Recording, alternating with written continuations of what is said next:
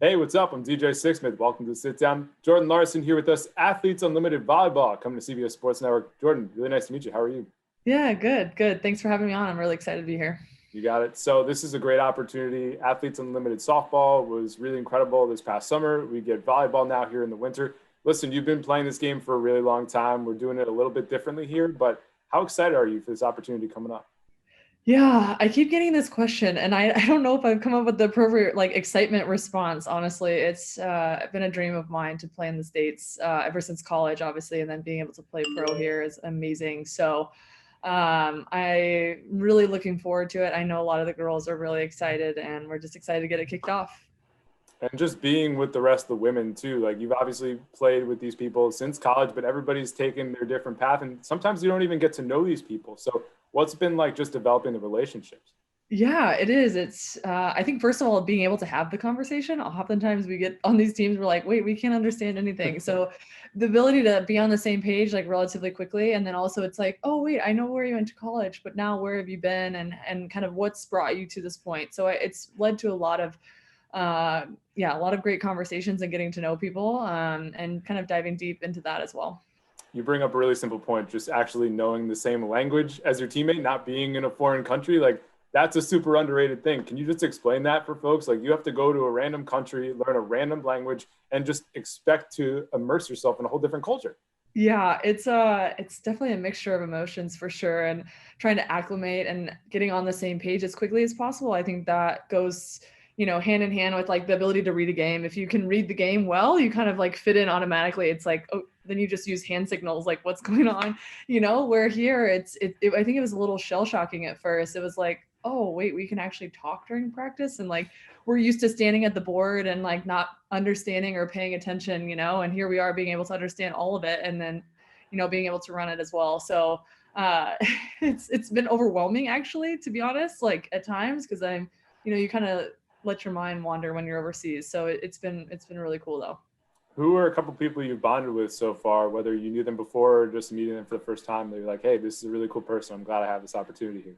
Yeah, to be honest, I don't know if there's one person that I would be like, I haven't had a conversation with or have connected with. I think uh, it's been really cool just to get to know everybody. And I think obviously being a part of the PEC, which is like the player executive group, we've been working on this now for almost a year. And so I think getting kind of to know them on a deeper level, and then being able to come here and seeing a lot of familiar faces has allowed that growth to happen as well. What's the craziest part for you between having this be a conversation a year ago and now it be a thing that's going to happen on TV? Like, what blows your mind the most here? Honestly, it was always like so far in the future. It was like, oh yeah, it's gonna come. We're talking about these small, minute details, and like I remember at the end of December, I'm like, oh my gosh, it's like 2 months away, and we're a couple weeks away, and now we're flying to Dallas. Like I can't believe like how fast it went, but also like how much prep has gone into it as well. Yeah, I mean, I think it's really awesome just the preparation, the investment here from a financial standpoint, from a television standpoint.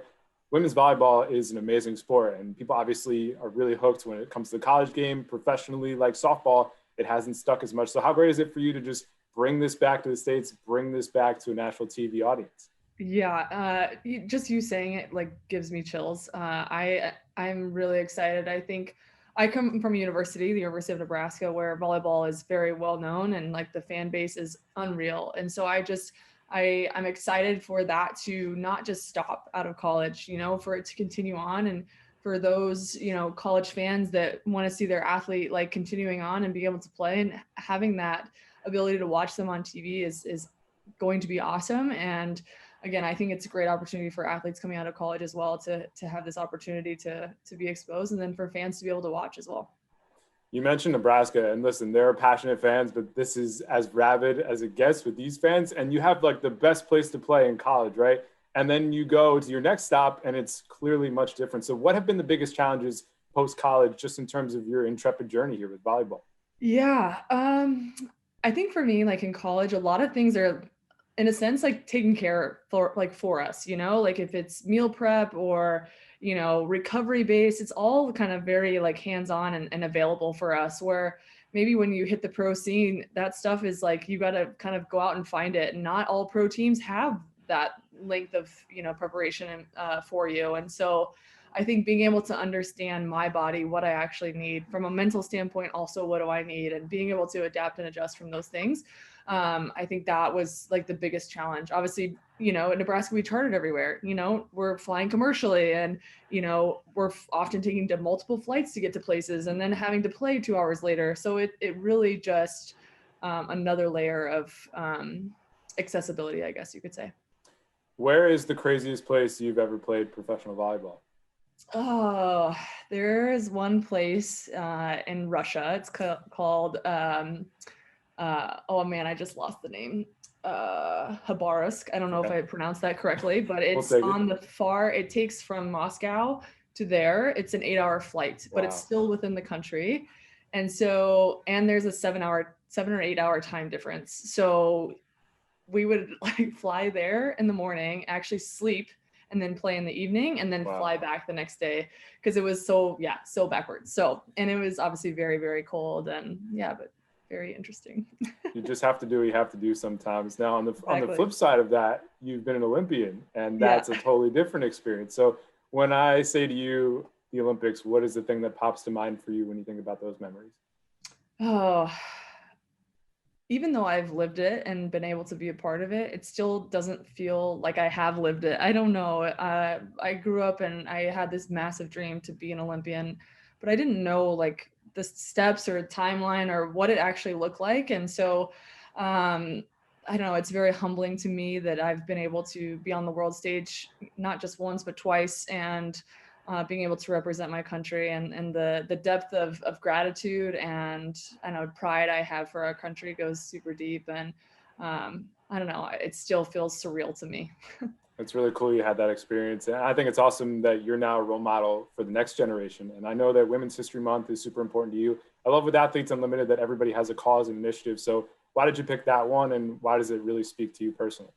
Yeah, so I chose the pink fund, excuse me, because my mom was diagnosed with breast cancer from, I was actually pretty young. I was in high school. And at the time when she got re-diagnosed, my family had to kind of uproot their lives and move. They lost a job. And so times were tough a little bit financially. And so what the pink fund does is it allows women to, oftentimes their medical expenses are paid for, but then there's this added expense of how am I going to pay my rent? What am I going to do for like food and things like that? So the pink funds allows money to be raised to help women in need in those dire times that they need some extra cash on hand. And so I'm really excited to be able to represent that. And obviously in honor of my mom passed away now, it'll be 11 years this year. And so in honor of her, and just kind of dedicate that to her as well. That's really great to hear that you're doing all that. And so, as we bring it full circle here, when you think about Athletes Unlimited Volleyball, if I were to talk to you at the end of this whole experience, what are you hoping to accomplish? What do you think would be the biggest thing to come out of this?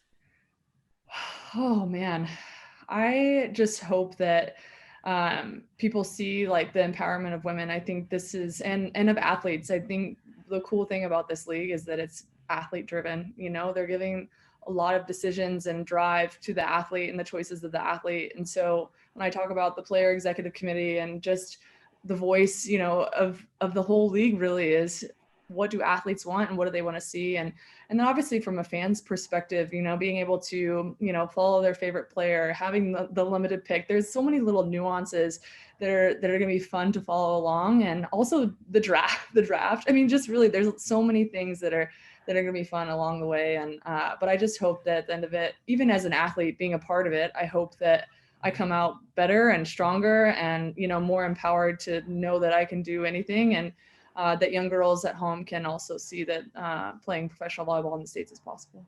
Well, Jordan, you're one of the best to ever do it. Really nice to meet you. Best of Yeah. luck and enjoy the whole experience. All right. Yeah. Thank you so much.